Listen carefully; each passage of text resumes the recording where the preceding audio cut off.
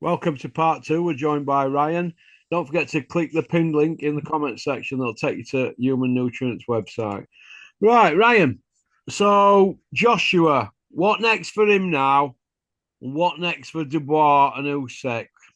Where Well, all them lot now? Because people are throwing Jake Paul's name into mix and all sorts here for Joshua. well, if I was Anthony Joshua, I would avoid that fight, mate. Well, the Jake Paul one. He gets smashed to bits. What by Jake Paul? Oh, absolutely, mate. No, let's have it right. I'm getting bored of this Jake Paul nonsense. Tommy Fury isn't the best boxer in Wilmslow. He isn't the best boxer in Stockport. He outclassed and schooled this Jake Paul. They say that he's athletic. He's not remotely athletic. He's not remotely athletic. He's a fairly chubby, odd-looking guy who's fighting. Julio Cesar Chavez, mate, has done more gear than you and I put together. I can guarantee that's all he's been doing for the past 10, 15 years. The guy knocks around with the most dangerous cartel in Mexico. He's getting his swag for now. Like, that's not a fight. Who else has he fought?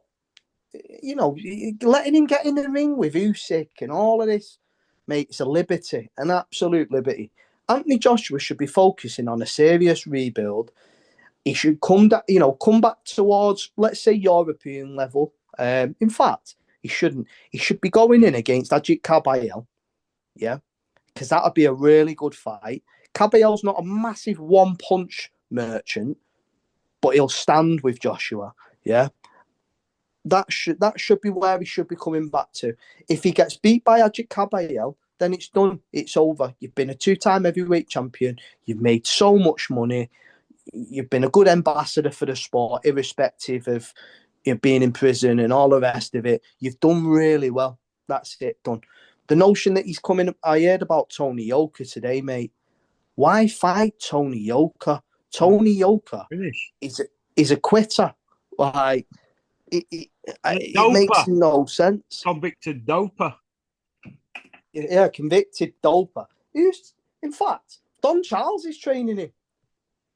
Oh, Tony Yoka. I'm pretty sure he's training him, and he's training another kid as well who's from my neck of the woods. It's weird, actually, because I know a few kids who know him. They said to me, he wasn't the type of kid who you'd have thought being a boxer.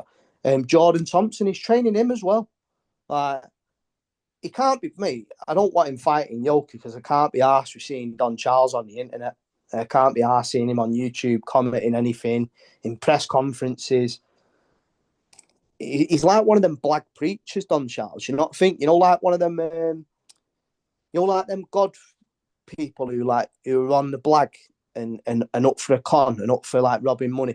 He reminds me of one of them. Not to speak too derogatory about an individual, but he just screams scammer to me. Who does? Don Charles. He's just one of them. He's just happy to be there, isn't he, and pick up a wage. He should really be protecting his stock and standing up to stand the bar. Do you know what I mean? It's crazy. It's crazy. I can't understand. At least Mark, why he's doing that. At least Mark Tibbs said, "You know what? You're not for me, y'all," and they walked away from Dubois. Yeah. Yeah, he does deserve respect for that, actually, Matt. Hey, you called it, actually, didn't you? About what's his name now? Slick boxer. Plays rugby. Johnny Fisher. Yeah. Dead Slick John. He left Tibbs, didn't he? Yeah, well, we put it out 2 weeks before he had to put a statement out, didn't he? Once I'd put the video out, put a bit of pressure on him, didn't I? So, you know what? I've given him a load of stick on your channel. I went on YouTube the other day. He's only training at the back of my gaff, mate. So he's snouting, man. You can knock him out. I thought, oh my god, mate, he's twice the size of me. Listen, I'm quick on my feet anyway. I'm quick on my feet. Listen, mate, if you bump into him, we'll say, "You're my friend. Let's have lunch and let's be." Hello, Ryan. How are you, mate? You all right? Yeah, fuck off, Johnny. He's my friend. I can't fight him. Not even if it's for business. We're friends. Yes. You know what I mean? Hello, Johnny. Well, that Let's go. statement he put out were a Matchroom worded statement that he had to sign off on. So that's where we're at. He's like a little mini Joshua, isn't he? That's all he is, him, Elmer. Mm, And yeah. stupid old man. I mean, what's going on there? I mean, what are they going to do with him now? Are they going to sell him to Joe Public? I mean, I've already heard earlier that they're going to put him on undercard of Rhino and Macmedoff in October at Sheffield. So they're obviously going to try and build that trilogy up down the line at some point, aren't they? But really, they need to get him out there against somebody stiffer than him, and show up at Sheffield because there's no ticket sellers in Sheffield now. You see, you know what I mean? What about Sheffield Steel? Shaquille Thompson, is he not? Like, can he not sell Might do tickets there? tickets, but they're not going to sell that big place out, are they? I mean, they're not going No. to get that Leo Tang. He just done 400 tickets on his debut. Oh, really? Have to hope that they can do that many as well just to get some in there. Do you know what I mean? Rhino's not going to sell it out, is he? Terry Harper, they're not going to do it. Do you know what I mean? Not even if you put Dalton Smith on undercard or even had him headlining, I don't know if it'd do the business. Do you know what I mean? Kell Brook even sell it out. That's shocking that Kell Brook couldn't sell it out. That's when he yeah, that is shocking. They were getting him away. You know what I mean?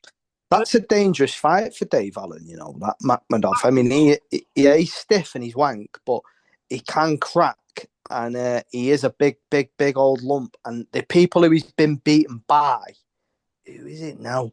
I'm sure it's Caballel. Who is it? Who else has he been beaten by?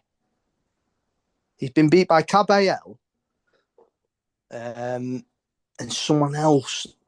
No, not. You know, in fact, I am being rude. One of them, Frank Sanchez, one of them lot, were it? Yeah, well, again, there are several. There's several. No, Caballel beat him, and that Ricardo Brown done him, didn't he, last time out? But he were undefeated, Ricardo Brown. You know, and he's a big lump. Beat him. Is it Ricardo Brown? Ricardo Brown. No, not Ricardo Brown. Sorry, it was Guido Vianello. I think it was. Was it Vianello? I think that was his last fight. Vianello's a lot better than Dave Allen. No, Vianello's. I think Vianello's better than him. I think Makhmedoff's last win were Ricardo Brown, a 12-0 guy. But I think before that, he got done by that Vianelli, didn't he? Some Italian. Yeah, well, he's a lot better than Dave Allen, Vianello. He's a regular sparring partner of Fury. Well, at least he was anyway, as far as I was aware. But it's just a bit of an odd fight for him to take. I mean, that Makhmedov's.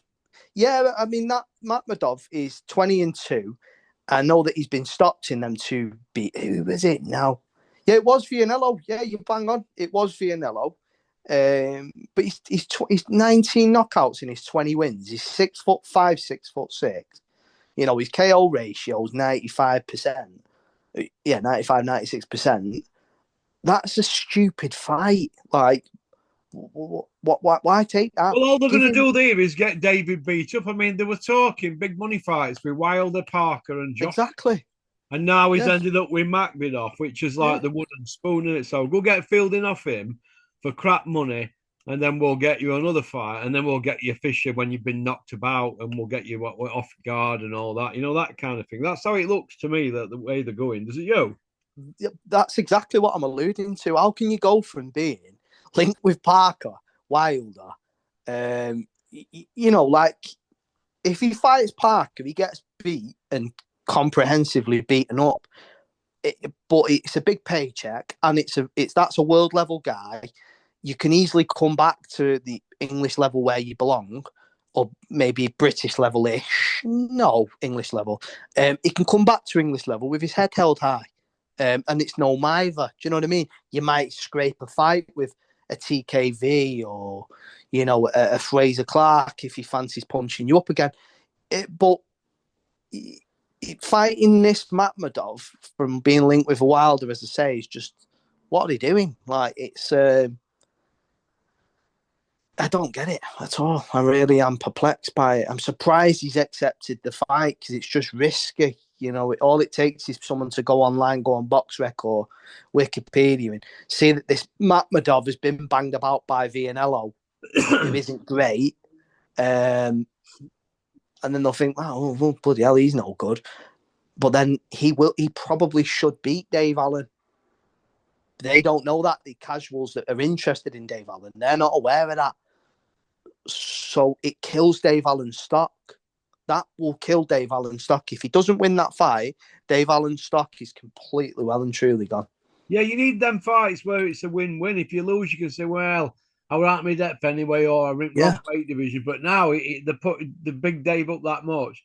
He's fighting a no-namer who's, I think he's ex-Olympian, is he? I think, I mean, I'm not too sure, but I'm pretty confident he was a good amateur because when he turned over, he was, you know, people were talking highly of him and what have you. Trying to think who he fought. I can't remember who he fought as an amateur, but again, he was one of those guys that you heard he fought this guy and fought that guy, and he was in the World Series of boxing as well. You don't get into that unless you're good. Let's have it right. You're not in the World Series of boxing if you're an half-decent amateur. You're only going in the World Series of boxing if you're top 3 in your country. You know what I mean? Well, I don't think he did go Olympics. But, no, but he was in the World Series of boxing. Yeah, you're going to say he didn't go Olympics, though. But he's obviously he's a decent fighter, and he's going to be throwing more leather than Rhino. And Rhino's very economical, and he don't throw much leather, does he? No. You know what I mean? But okay. Crusher Benn sparring Joey Essex. Do you see Joey Essex dropping him in it, saying he failed him in sparring? How is that even allowed to happen? And why at board not growing a pair on that? I don't have a clue. But it's embarrassing that these kind of people are like linked with boxing. Like, could you imagine the WBC #1 ranked contender sparring a melt, you know, off a reality TV show?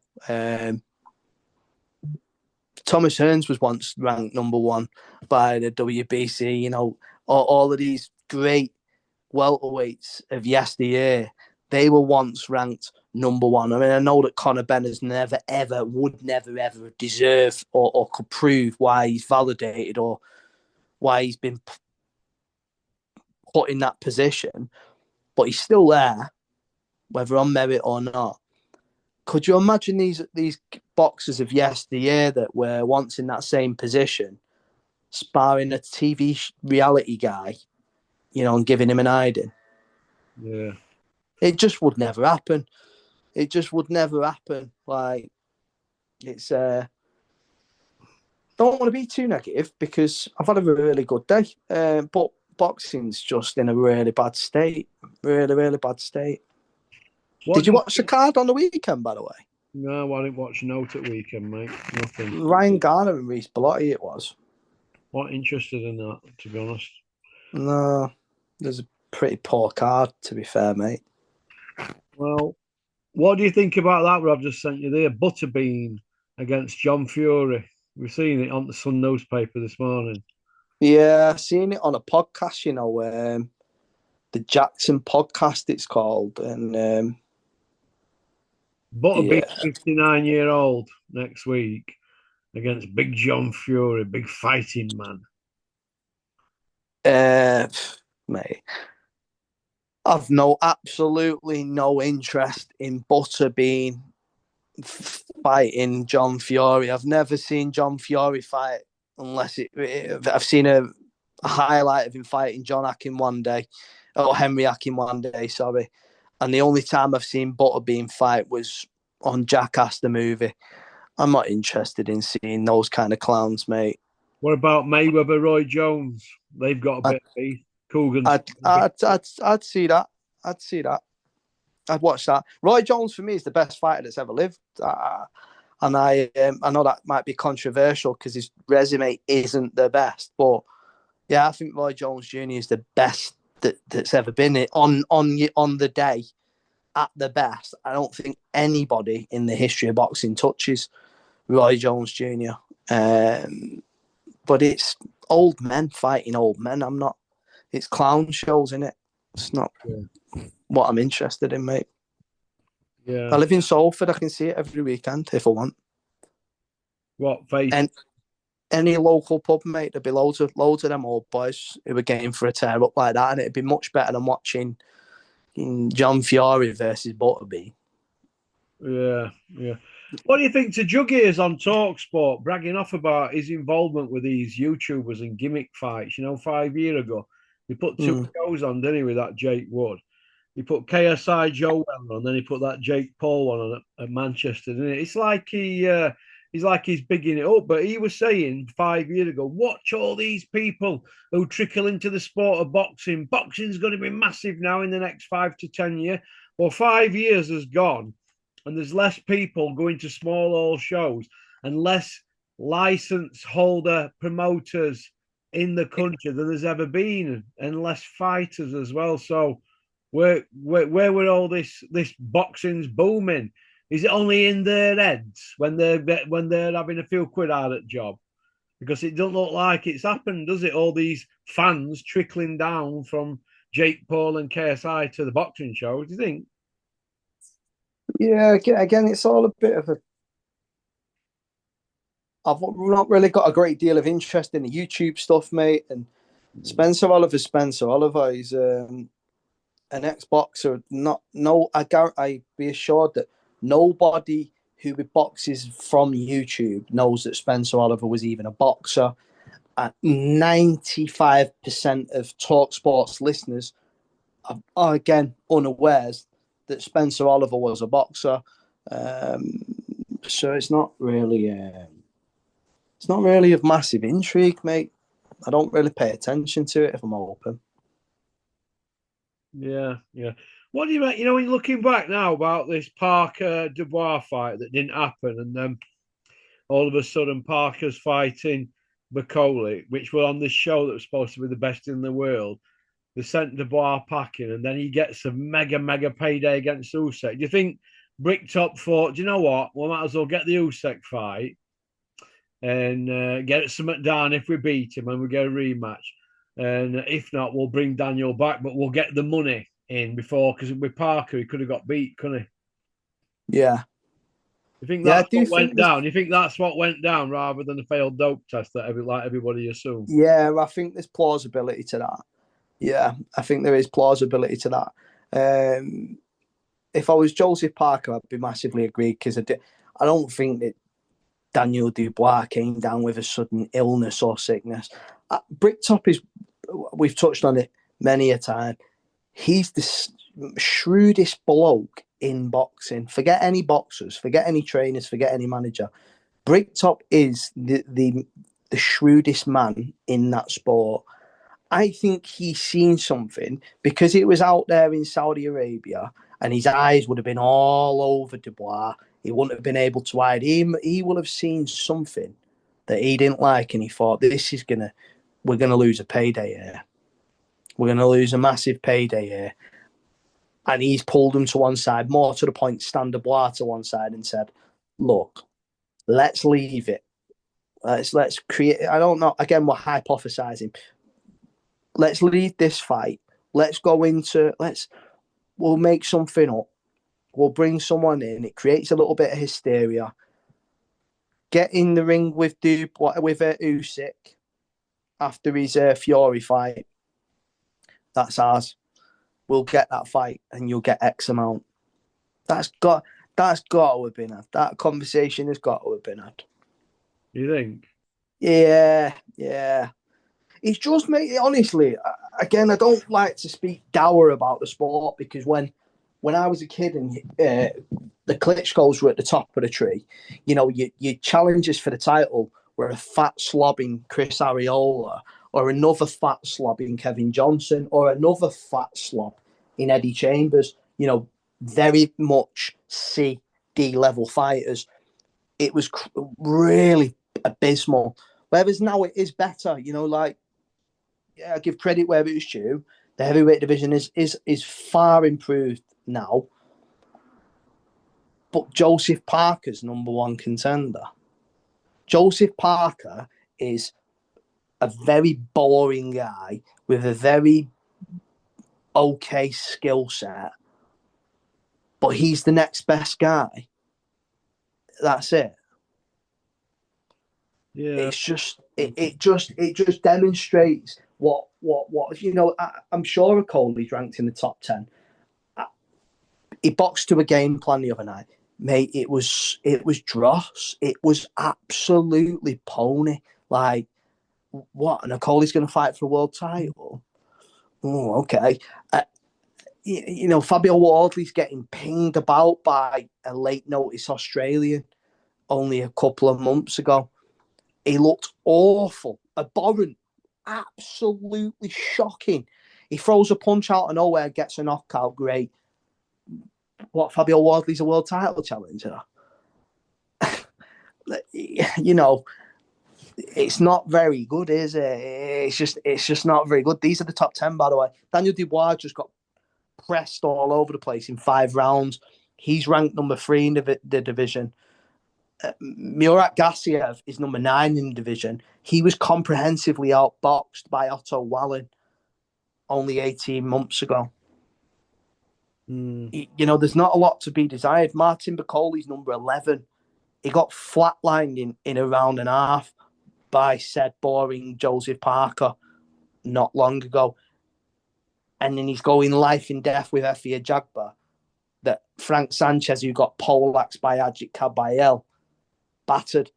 It's just not very good. It's just not very good. It isn't very good at all, mate. Okay. All right, then. Well, listen, thanks for coming on, mate. We had a bit of a catch up. I hope you're well. Yeah, likewise, my man. Likewise, mate.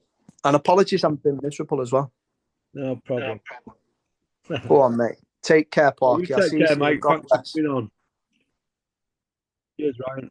That was Ryan from Lancashire, out Bolton Way, Salford lad. Women loving men want to go for a pint with him. That's about it. Don't forget to click on that pin link in the comment section. Have a little look at the website of my new sponsor. That's about it. Also, thanks for hitting the subscribe button as well. All right, and sharing the videos. Go on, booyaka.